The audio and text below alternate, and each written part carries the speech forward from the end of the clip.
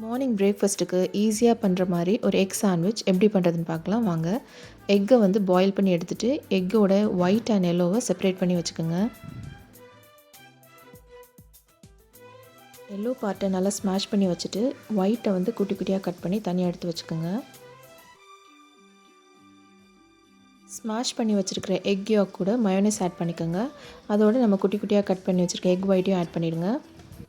இதோட வெங்காயம் ஆட் பண்ணிவிடுங்க. சில்லி ஃப்ளேக்ஸ் ஆட் பண்ணிக்கோங்க. பெப்பர், சால்ட், அதுக்கப்புறம் ஆரிகானோ ஃப்ளேவருக்காக ஆட் பண்ணி நல்லா மிக்ஸ் பண்ணி இந்த ஸ்டஃப் ரெடி பண்ணி தனியாக வச்சுடுங்க. இந்த ஃபில்லிங்கை நம்ம சாண்ட்விச் ப்ரெட்டுக்கு நடுவில் வச்சு பட்டர் போட்டு டபுள் சைடு நம்ம நல்லா டோஸ்ட் பண்ணி எடுத்துட்டோன்னா சூப்பரான எக் மாயோ சாண்ட்விச் ரெடி ஆகிடும். ரொம்பவே ஈஸியான சிம்பிளான பிரேக்ஃபாஸ்ட் ட்ரை பண்ணி பாருங்கள். தேங்க்யூ.